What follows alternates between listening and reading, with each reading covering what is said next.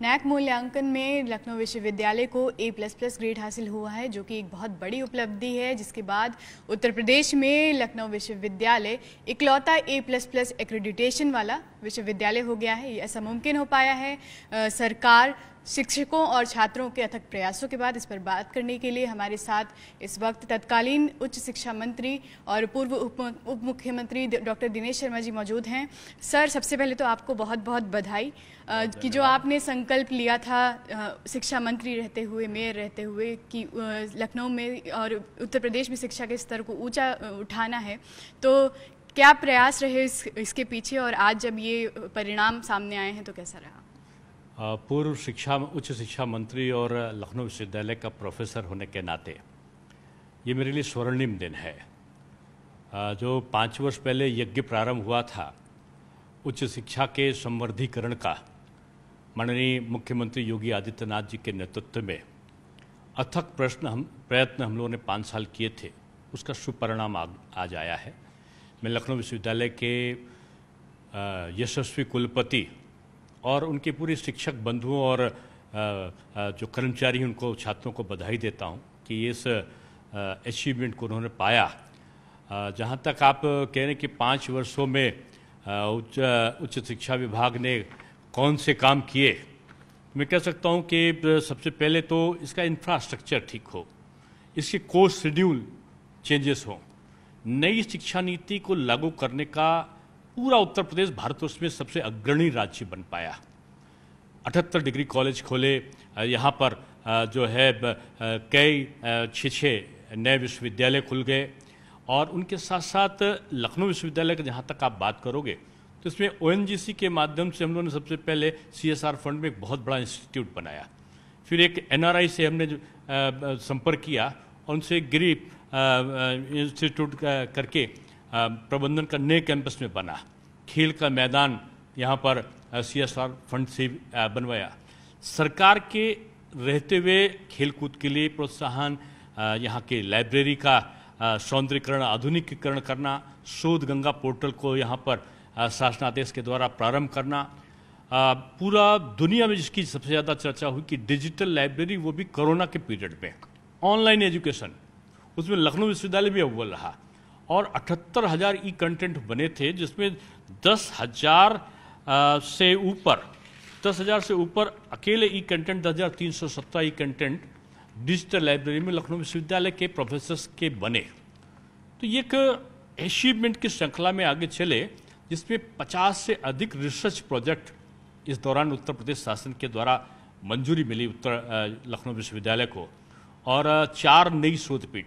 पुरानी शोधपीठों को क्रियान्वित करना, और नई 4 शोधपीठ के साथ साथ 2 दर्जन से ऊपर सेंटर ऑफ एक्सीलेंस की मंजूरी देना। यहाँ के मैं समझता हूँ कि कई लोग रहे होंगे, कई शिक्षक, अगर संख्या तो मैं नहीं कह सकता, लेकिन 1 दर्जन से ऊपर लोगों को शिक्षक श्री पुरस्कार उनकी योग्यता के अनुसार, सरस्वती पुरस्कार उनकी योग्यता के अनुसार,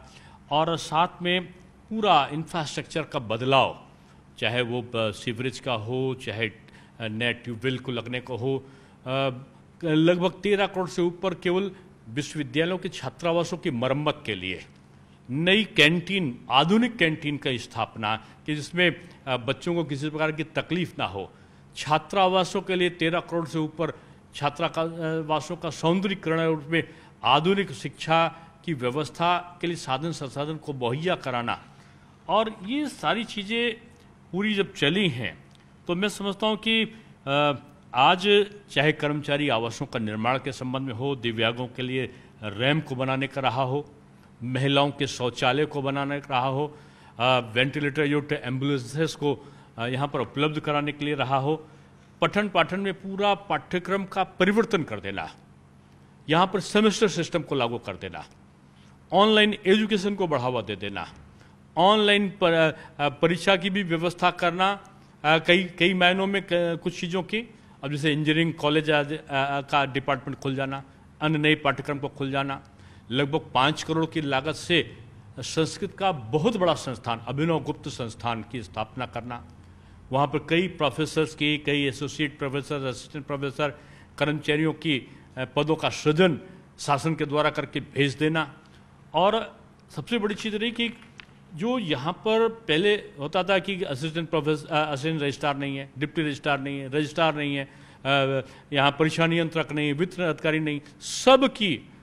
उपलब्धता उत्तर प्रदेश शासन ने इस विश्वविद्यालय को जो चीज़ की आवश्यकता हुई सारी चीज़ों को आवश्यकता के अनुसार उपलब्ध कराना, कॉन्फ्रेंस रूम को बनाना, यहाँ पे नई छोटे छोटे कॉन्फ्रेंस करने के लिए उनके उसको और अधिक आधुनिक बनवाने में सहायता करना, जितने भी आर्थिक साधन संसाधन से लेकर जितनी भी व्यवस्थाएं थीं उनका जो परिवर्तन का क्रम चला है, और मैं समझता हूँ कि वो काफ़ी कुछ यहाँ पर आज सामने दिखाई पड़ा है। और लखनऊ विश्वविद्यालय में मैं कह सकता हूँ कि शोध गंगा पोर्टल उत्तर प्रदेश शासन ने प्रारंभ किया, सारी चीज़ें ऑनलाइन आज हैं, आज रिजल्ट्स ऑनलाइन हैं, आज डिग्री ऑनलाइन मिल रही है, आज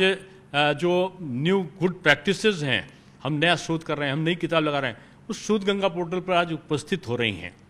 तो ये सारी क्रियाविधि जो पूरे प्रदेश में लागू करी थी उसको लखनऊ विश्वविद्यालय में ने बेहतर तरीके से की। मैं मुख्यमंत्री को भी क्रेडिट दूंगा कि इस दौरान उन्होंने पूरा हम सबको प्रोत्साहन दिया, और जो भी उच्च शिक्षा के क्षेत्र में हम करना चाहते थे, अब आप देखें कि 78 नए डिग्री कॉलेज बन जाना, यानी 15 वर्षों में आधा दर्जन नहीं बन पाए, और केवल 5 वर्षों में 78 डिग्री कॉलेज, 6 विश्वविद्यालय, और 6 विश्वविद्यालय के साथ दर्जनों नए प्राइवेट यूनिवर्सिटी के लिए वो करना, प्राइवेट यूनिवर्सिटीज एक्ट को बना देना, और उसके साथ साथ यहाँ पर जो व्यवस्था की गई थी कि उत्तर प्रदेश शासन ने एक मॉनिटरिंग सिस्टम को डेवलप किया था, और शोध को प्रोत्साहन कैसे मिले। डिग्री कॉलेजेस में भी आज़ादी के बाद पहली बार जो वहाँ के प्रोफेसर्स थे, टीचर्स थे, उनको शोध का अधिकार दे दिया, और साथ में शोध का अधिकार देने के साथ साथ पहली बार आज़ादी के बाद प्रोफेसर का पदनाम भी महाविद्यालयों को दिया गया। यानी एक पठन पाठन का जो क्रम बना, पहले छुट्टियां होती थी, छुट्टियों को हम लोगों ने कम किया, रोज हड़तालें होते थे, चाहे जो मजबूरी हो, मांग हमारी पूरी हो, कोई हड़ताल नहीं, कोई प्रदर्शन नहीं, पढ़ाई की जगह पढ़ाई, छात्रवृत्ति की जगह अंधाधुंध छात्रवृत्तियाँ, कम दाम की पुस्तकों को उपलब्ध कराना, और रोजगार जो एक प्लेसमेंट सेल को मजबूत करना सारी डिग्री कॉलेजेस में। अब भौराव देवरस पीठ, अटल बिहारी सुशासन पीठ, रज्जू भैया रिन्यूएबल एनर्जी का संस्थान को खोला जाना, और इसके साथ साथ इतने ज़्यादा डेवलपमेंट प्रोसेस प्रारंभ हुए कि जिनका प्रभाव आज पूरे देश में पड़ा है। और मुझे खुशी है कि लगभग 14 देशों से के विद्यार्थी अब अलग अलग हमारे यहाँ पर आए हैं, और जो निजी विश्वविद्यालयों में और हमारे विश्वविद्यालयों में पढ़ रहे हैं। लखनऊ विश्वविद्यालय में भी तमाम विदेशी छात्रों ने यहाँ पर एडमिशन ले लिया है। तो ये शिक्षा एक शैक्षिक क्रांति का प्रारब्ध है। प्रणेता माननीय नरेंद्र मोदी जी, माननीय योगी जी हैं, और मैं सौभाग्यशाली हूँ कि उच्च शिक्षा मंत्री के रूप में 5 साल इन सब के मार्गदर्शन में काम करने का अवसर मिला, और विश्वविद्यालय का मैं लखनऊ का प्रोफेसर हूँ, इसलिए मैं जानता हूँ कि इस विश्वविद्यालय के कुलपति ने और उनके शिक्षक सहयोगियों ने और विद्यार्थियों ने कितना परिश्रम किया है, ये उसका फल है। A++ एक्रेडिटेशन का मतलब ये भी है कि उच्च शिक्षा में जो सरकार प्रयास इतने सालों से करती आ रही है वो रंग ला रहे हैं। तो आने वाले समय में क्या हम जो बाकी के विश्वविद्यालय हैं उनमें भी ऐसे ग्रेडिंग का उम्मीद कर सकते हैं? देखिए, एक बीज बुआ था 19 मार्च 2017 में, जब नई सरकार ने योगी जी के नेतृत्व में शपथ लिया था, वो अब वटवृक्ष बन चुका है। और आप देखते जाइए, अभी विश्वविद्यालय नहीं, अभी तो हमारे प्राइवेट विश्वविद्यालय 3 पूरे ऑल इंडिया रैंकिंग में आए, 3 विश्वविद्यालय आए, और ये A++ की ग्रेडिंग है। अभी आप कितने महाविद्यालय आएंगे, आप देखते जाइए, ये शुरुआत है। और मैं समझता हूँ उच्च शिक्षा का हब उत्तर प्रदेश अब बन गया है। तो ये हमारे साथ डॉक्टर दिनेश शर्मा जी थे, जिन्होंने कहा कि नैक में A++ ग्रेडिंग जो लखनऊ विश्वविद्यालय को मिली है, ये सरकार के अथक प्रयासों के बाद ही मुमकिन हो पाया है और इसी तरह से आने वाले समय में उच्च शिक्षा के क्षेत्र में उत्तर प्रदेश आगे ऐसे ही डेवलप करता रहेगा। कैमरा पर्सन शरद तिवारी के साथ नित्या दीक्षित, न्यूज़ 18 लखनऊ।